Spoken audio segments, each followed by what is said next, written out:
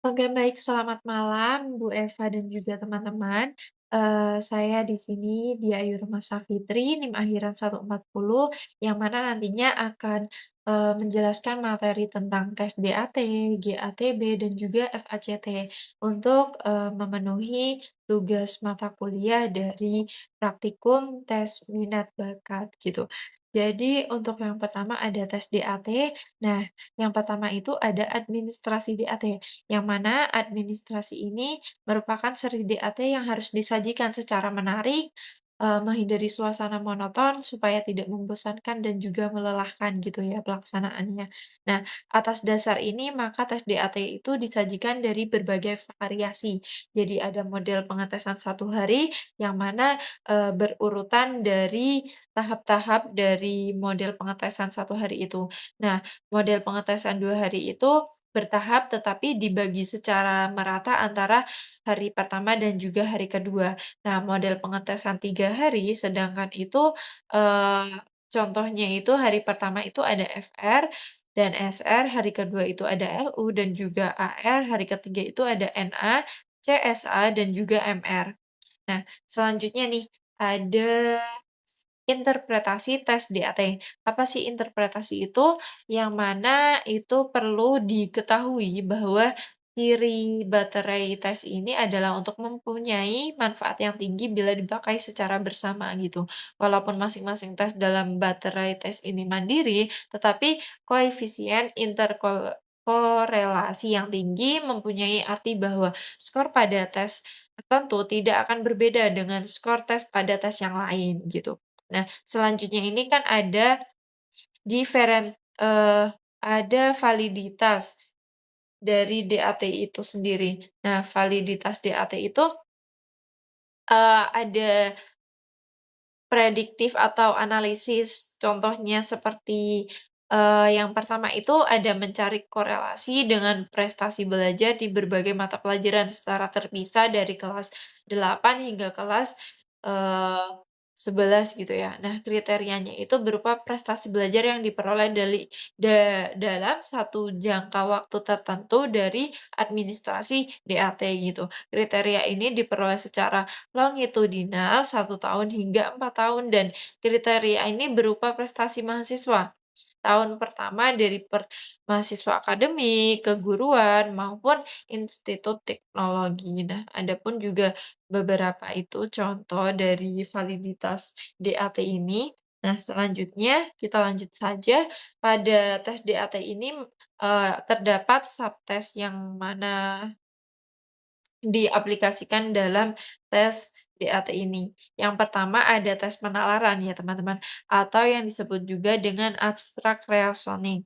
Nah, apa sih tes penalaran itu? Tes ini merupakan salah satu tes kelompok, yang menyajikan tes dengan dilakukannya secara individual maupun klasik gitu.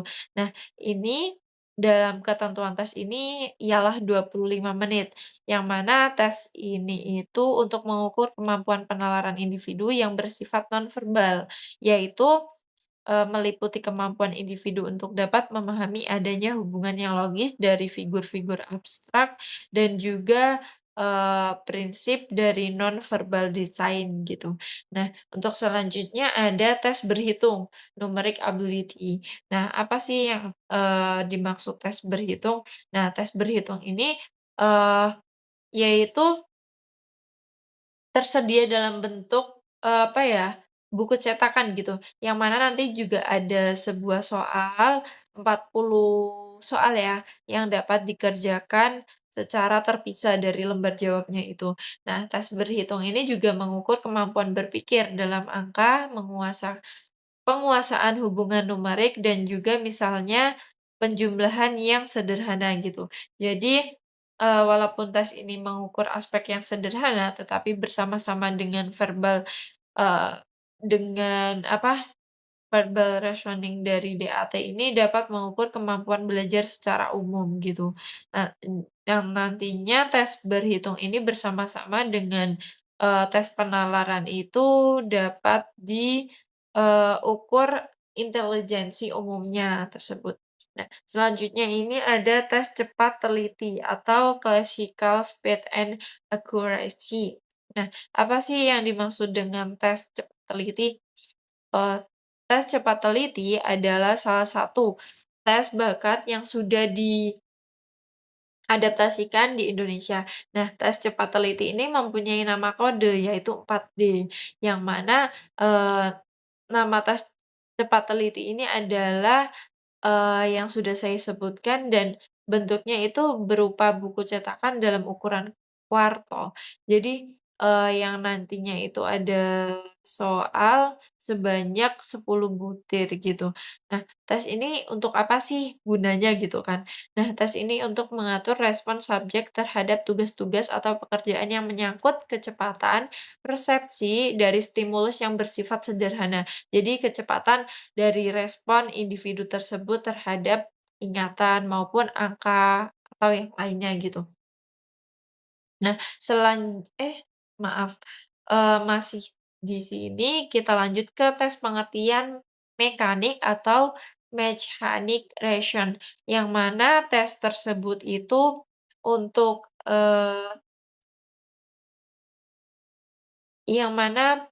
tes pengertian mekanik ini merupakan bentuk baru dari, yang dibuat oleh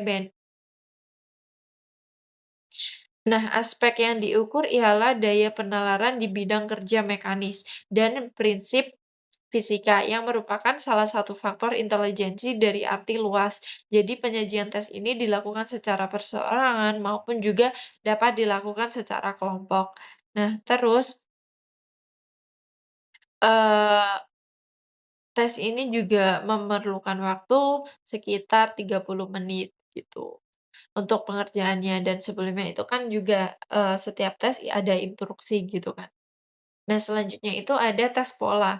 Nah, tes pola ini, merupakan tes yang dimaksud untuk mengukur kemampuan mengenal barang-barang konkret melalui proses penglihatan khusus, mengenal barang secara 3 dimensi. Jadi butir-butir soal dibuat agar tes T dapat, mengkonstruksi barang dengan pola yang tersedia secara tepat gitu loh. Jadi tes pola itu lebih ketika kita, apa ya, cara gimana, kita menyelesaikan masalah ketika, dari penglihatan kita dan juga pola mana yang lebih efektif gitu. Nah, selanjutnya nih, kita masuk ke GATB, tes GATB. Nah, tes GATB itu dikembangkan oleh The United States Employment Service atau USES pada tahun 1947. Pada revisi GATB, sejumlah tes dikurangi menjadi 12 tes dan faktornya itu menjadi 12 macam yang menurut terminologi Thurston sebagai 9 PMA atau kemampuan primer yang masing-masing dianggap sebagai bakat. Nah, eee, selanjutnya dengan acuan 9, PMA tersebut, maka disusunlah 12 subtes dari tes GATB ini gitu. Yang pertama itu ada tes perbandingan nama. Apa sih yang dimaksud tes perbandingan nama? Nah, tes itu mempunyai waktu, mengerjakannya 6 menit dan skor maksimal itu 150 menit. Nah, selanjutnya ada tes komputasi. Nah, ada tes komputasi itu lama waktu pengerjaan 6 menit dan skor maksimal itu 50 menit. Yang ketiga, ada tes 3 dimensi yang mana lama waktunya mengerjakan 6 menit dan skor maksimal itu 40 menit. Nah, adapun tes pembendaharaan kata, yang mana lama waktunya 6 menit dan skor maksimal 60 menit. Ada juga tes memasang alat, yaitu lama waktu mengerjakannya 5 menit dan skor maksimal 49. Nah, selanjutnya ada tes aritmatik, lama waktu pengerjaan 7 menit dan skor maksimalnya itu 25 menit. Nah, selanjutnya ada tes memasangkan bentuk, yang mana yang dimaksud itu lama waktu mengerjakannya 6 menit dan skor maksimal 60 menit. Nah, selanjutnya juga ada tes membuat tanda mat, tes meletakkan, tes membalik, tes merakit, dan juga tes mengurai gitu. Oke, selanjutnya kita masuk ke dalam, GATB yang membahas tentang tes ruang bidang, tes mempersamakan perkakas, dan tes kecekatan jemari. Nah, yang pertama itu ada tes ruang bidang. Nah, tes ini itu untuk mengukur kemampuan berpikir secara visual dari bentuk geometris, memahami gambar dari 2 dimensi untuk menjadi bentuk 3 dimensi. Nah, selanjutnya itu ada tes mempersamakan perkakas ada atau yang disebut dengan tool matching. Nah, tes ini untuk mengakur aspek, kemampuan atau kecermatan dalam pengamatan. Nah, selanjutnya ada tes kecekatan jemari, yang mana, lebih ke itu ya, kecepatan dalam hal sesuatu yang dikerjakan gitu. Nah, yang dimaksud itu, dengan kecepatan adalah meliputi pengertian tentang koordinasi, tentang kecepatan koordinasi, terus ketepatan dalam gerakan-gerakan tangan dan juga jari-jari individu. Jadi, nggak cuma yang secara fisik, tetapi secara intelektual juga. Maksudnya dia mengerti cara mengkoordinasi dengan cepat gitu. Nah, selanjutnya ada tes VACT, yaitu kepanjangannya Vlanaan Aptitude Classification Test. Nah, yang mana, tes ini itu yang digunakan sebagai, alat bantu untuk memprediksi keberhasilan kerja dan perencanaan program latihan dalam rangka konseling dan pekerjaan. Nah, ada juga untuk, alat seleksi dan juga penempatan karyawan. Oke. Selanjutnya, di tes VACT ini juga ada beberapa subtes yang mungkin saya bisa jabarkan terkait, eee, ini. Yang pertama itu ada tes merakit bukan, maaf. Yang pertama itu ada tes kode dan juga ingatan. Nah, tes kode dan juga ingatan ini bertujuan, untuk sebagai alat bantu guna memprediksi keberhasilan kerja berdasarkan kemampuan khusus dari seorang individu tersebut. Ini juga dapat digunakan dalam seleksi dan penempatan karyawan. Tes ini merupakan suatu bateri, subtes sandi, dan ingatan hendaknya tidak dipakai sebagai tes yang berdiri sendiri. Nah, selanjutnya ada tes merakit objek. Nah, tes merakit objek ini disajikan secara individu maupun secara klasikal. Dalam hal testing secara klasikal, maka harus diusahakan setiap orang testi itu menangani maksimal 25 tes. Berarti sebelumnya itu setiap orang tester gitu ya? Nah, selanjutnya ada tes skala dan juga grafik. Tes skala, grafik ini diperlukan untuk dapat melihat, eee, critical fact element bagi biological sense dan juga yang lain, yang mana nanti bisa disajikan secara individual maupun secara klasikal untuk menjaga ketetapan penyelenggara tes secara klasikal. Diperlukan untuk, apa ya namanya, backing-an gitu ya. Nah, selanjutnya ada tes pemahaman. Tes pemahaman adalah nama salah satu tes bakat yang sudah diadaptasikan di Indonesia. Nah, tes pemahaman ini mempunyai nama kode lain yaitu A1. Nama asli tes pemahaman adalah Judgment and Comparison yang merupakan subtes ke-8 dari dari tes PACT.